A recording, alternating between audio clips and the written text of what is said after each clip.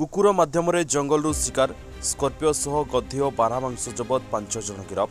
Dhenkanal बनखंड Kamakhyanagar Purvanchal range अंतर्गत Kankadahad petrol pump निकटरू 5 जन शिकारी को गिरफ करिछि वन विभाग।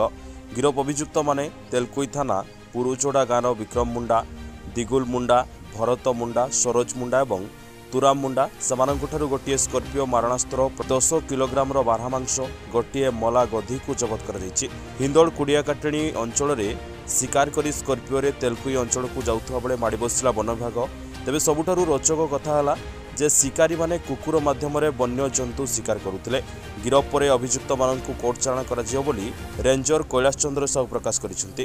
पेट्रोलिंग करता समय हमर कामाख्यानगर कंकड़ाहाड़ रास्ता रे पेट्रोल पंप पाखरे गोटे स्कर्पियो धला स्कर्पियो छेड़ा होता देखिले तेनाली सस्पेक्ट कर तनखी कर देखिले सेटे बारहा हंस आ गोटे गोधी मृत गोधी आउ तीनटा दीटा एमती भर अच्छी 5 जन लोक अच्छा पचारू से घर हूँ पुरजुड़ा आम केन्दुझर जिलार पुरजुड़ा एरिया से जाइना आम ढेंकानाल गुड़ियाकाटेणी पाखे से गतकाली शिकार कर मांस रांधि खाई नहीं गाँव को जाते तेणु आम से जबत करना आज रेंज ऑफिसर कोर्ट चालाण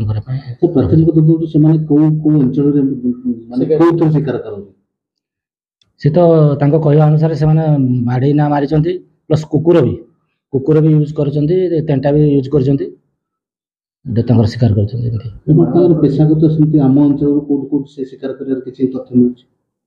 आगुरी तो किसी जना ना कि जहाँ कहला से गुड़ियाकाटेणी आगुरी भी भाई से ड्राइवर भाव में चाकरी कर थे मांस नहीं कौन बैक रे सेकेंड टाइम तो स्कर्पियो गाड़ी सहित निजे जाते स्कर्पियो गाड़ी सहित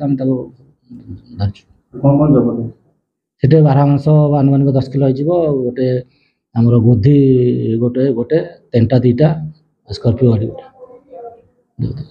ढेंकानालू सौम्यरंजन नायकଙ୍କ रिपोर्ट पवित्र न्यूज ओडिशा।